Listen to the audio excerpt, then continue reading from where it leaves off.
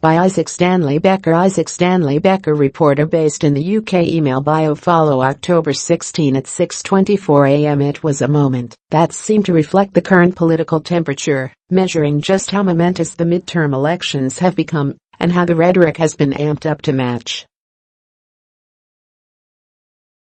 Any old criticism won't do.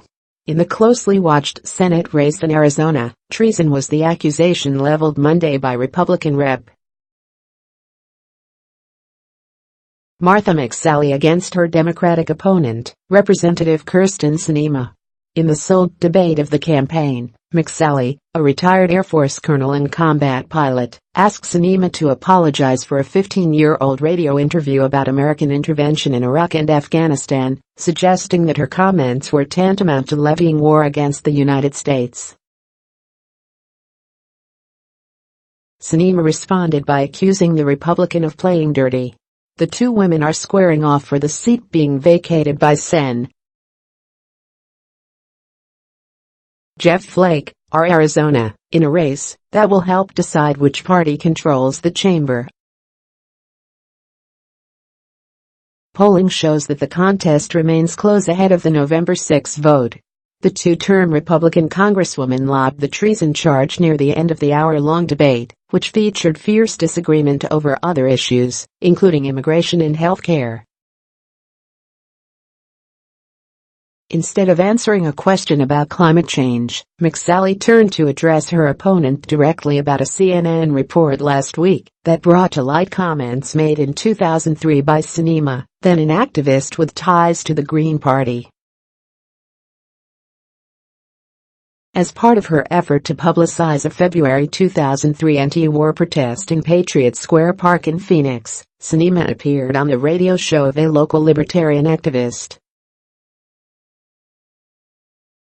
The host, Ernest Hancock, laid out a rambling hypothetical situation, difficult to follow at times, and concluded by asking Sinema if she would be okay with him joining the Taliban. "Fine, I don't care. If you want to do that, go ahead," Sinema replied, before adding, "What we're talking about here are two different things. When you say, we owe something to the world, my definition of owing something to the world does not involve war and destruction." She then added that she wanted to get back to discussing her anti-war position. McSally characterized Sinema's response as saying that it was okay for Americans to join the Taliban to fight against us. "You said you had no problem with that," she said. "Kyrsten, I want to ask right now whether you're going to apologize to the veterans and me for saying it's okay to commit treason." As Sinema began to reply, the Republican added, "It's treason." The three-term Democratic Congresswoman dismissed the inquiry without revising her 15-year-old remarks. "Martha has chosen to run a campaign like the one you're seeing right now, where she's engaging in ridiculous attacks and smearing my campaign," Sinema said. "And she's just trying to cut and not share the full picture. But the truth is that I've always fought for Arizona, and I've been proud to serve our state in elected office for over 13 years. As the hosts told the candidates that time had elapsed, McSally repeated again, "It's treason." Her campaign later circulated a definition of treason under U.S. Code, which speaks of waging war against the United States or aiding its enemies. The penalty envisioned is death or imprisonment paired with a steep fine. Anyone found guilty is also barred from holding public office. Meanwhile, Sinema's camp declared victory in the debate and retweeted a post from Grant Woods, a former Arizona attorney general, saying the Democrat was calm, cool, and collected and her opponent wasn't. Sinema told reporters after the debate that the charge was ridiculous and, when asked if she had encouraged people to join the Taliban, said, "Of course not." The accusation by McSally marked an escalation of earlier efforts to counterpose her military service to the Democrats' anti-war activism.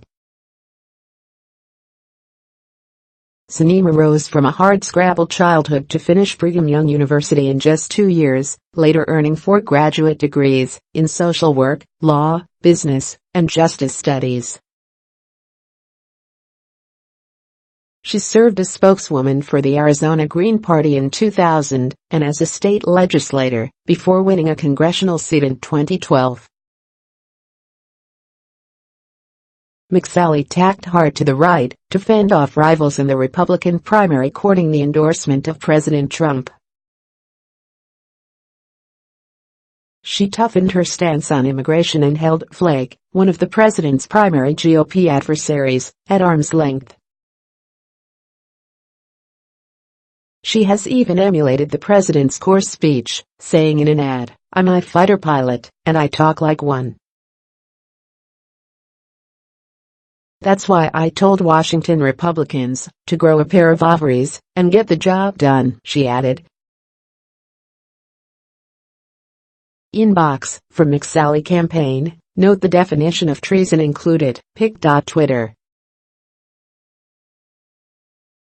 Com 8 Nivriksolsk, Nick Riccardi, at Nick Riccardi, October 16, 2018. Her strategy appears to have paid off with the president. Trump is expected to stump for McSally on Friday in Mesa, east of Phoenix, the same day that former President George W. Bush is scheduled to hold a fundraising breakfast for the Republican candidate in Scottsdale, according to the Arizona Republic. More from Morning Mix. Trump's bizarre White House painting. What a beautifully crafted piece of narcissism, cracks Jimmy Kimmel. Nicole Kidman says that being married to Tom Cruise was protection from sexual harassment. Jeff Sessions attacks judges thwarting Trump agenda, blasts order for Wilbur Ross deposition.